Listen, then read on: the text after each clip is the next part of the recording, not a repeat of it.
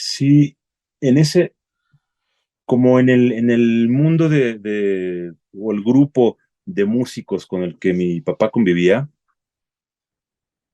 y ese momento musical, se escuchaba, por ejemplo, en, yo no sé qué tanto la gente que no estaba como en ese gremio lo escuchaba, pero yo tenía la sensación de que todos escuchaban música brasileña, porque escuchábamos música brasileña todo el tiempo en mi casa, todo el tiempo. Y los amigos que tengo músicos, que sus papás fueron músicos, cuando platicamos de músicos brasileños, los conocen todos y hablan de este disco, y es muy chistoso. Oíamos muchísima música brasileña. Caetano Había, Veloso, toda esa onda. y todas las cantantes, María Bethania, MPB4, Jobim, Elis Regina, todos Luis estos. Regina, claro. Este, lo escuchábamos todo el tiempo. Había un músico brasileño en el grupo de mi papá, luego llegó un segundo músico, otro familiar que también se sumó al grupo, y eran dos que traían mucha música, pero me doy cuenta que no nada más era por ellos, porque te digo que cuando hablo con otros amigos, el papá de Children, el baterista de Café, que también es Ah, pues bajista, él fue bajista de. Creo que estuvo hasta con José José, no me acuerdo, pero sí, pues con con Manzanero algunos mucho. así. Con Manzanero estuvo, claro.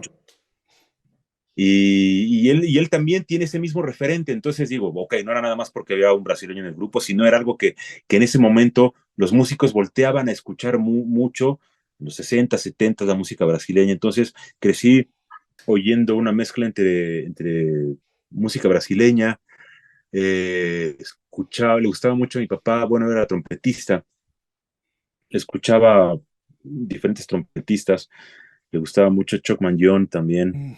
que justo lo estaba oyendo la semana pasada, escuchaba ensambles de metales. Eh, entonces era una mezcla en la infancia entre lo que sonaba en la radio y escuchábamos nosotros, que desde, digamos, no sé cuántos años tenía cuando ya empezaba a ver qué había en el rock, en el pop. De los primeros discos que compré fue uno de Billy Joel. Ok. Este, ¿Por qué lo compraste? ¿Lo escuchaste en el radio o random llegaste a la tienda a comprarlo? no, pues era un hitazo, el Glass Ah, ok. Houses, Sí. discazo, y sonaba todo el día en todas partes. Ya llevaba dos, tres hits y dije, no, pues hay que comprar este disco.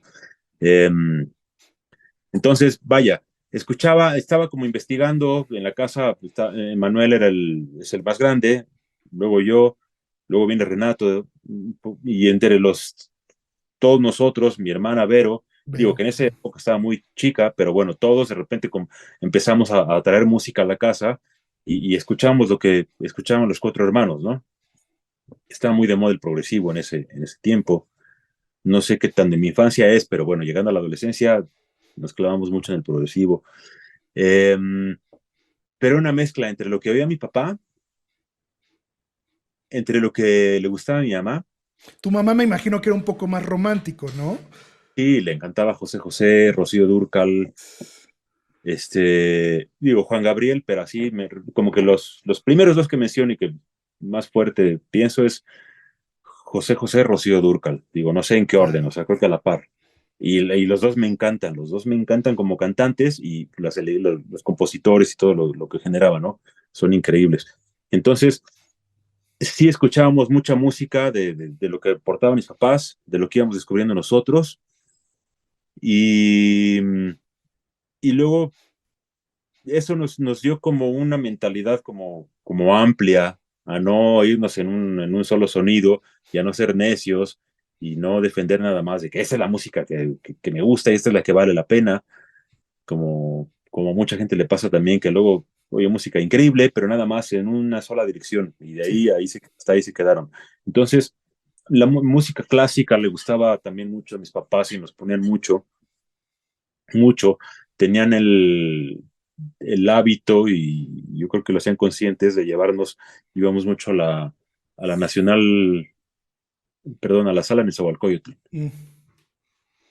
a ir a escuchar a la UFUNAM, así desde niños. Los Y seis iban. sí, íbamos los seis. Entonces, cosas que quizá habíamos oído en la casa, pero no es lo mismo cuando estás poniendo a un concierto en la casa, y de repente, o sea, tengo así. claro un día que, o sea, como una vez que escuché un concierto de piano de Rachmaninoff ahí, que mi papá tenía el disco y lo ponía, y pues sí está padre. Ya cuando llegas a la sala, te sientas y empieza la orquesta a tocarlo enfrente de ti, eso mismo, es otra forma, o sea, es así como que, a ver, detente, escucha esto, y entra de otra manera. Y tengo clarísimo el día que escuché esa cosa de Rachmaninoff y dije, ¿qué está pasando aquí? Y es que ¿No? Rachmaninoff en vivo es una Eh, cosa de otro planeta, güey. O sí, sea, sí, sí, sí, sí, es así, melodías así súper, súper viscerales, súper entrañables, ujú. muy melódico, así, muy romántico, unas cosas preciosas, no digo, no por, no de gratis, Eric Carmen terminó haciendo una versión, se robó un pedazo de ese concierto y que luego lo cantó Luis Miguel y nadie sabe, pero todo el mundo, todo México canta Rachmaninoff. Sí, claro.